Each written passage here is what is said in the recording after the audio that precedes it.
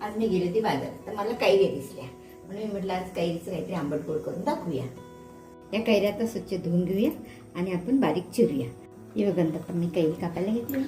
असा सुगंध येतो, छान वाटतं. असं वाटतं काहीच केल्यासारखं.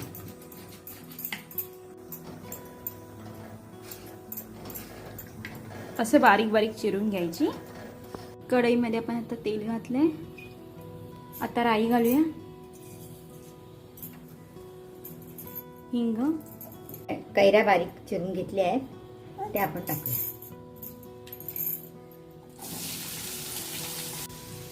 थोडीशी हळद, लाल तिखट मसाला,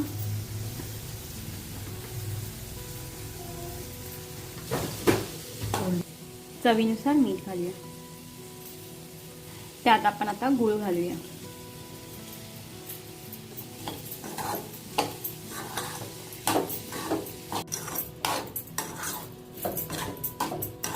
असं आता कैरी आपली शिजलेली आहे आणि रायता तयार झालेला आहे. कच्च्या कैरीचा रायताचा व्हिडिओ तुम्हाला आवडला असेल तर आमच्या व्हिडिओला लाईक करा, शेअर करा आणि चॅनलवरती नवीन असाल तर कृपया सबस्क्राईब करायला विसरू नका. धन्यवाद.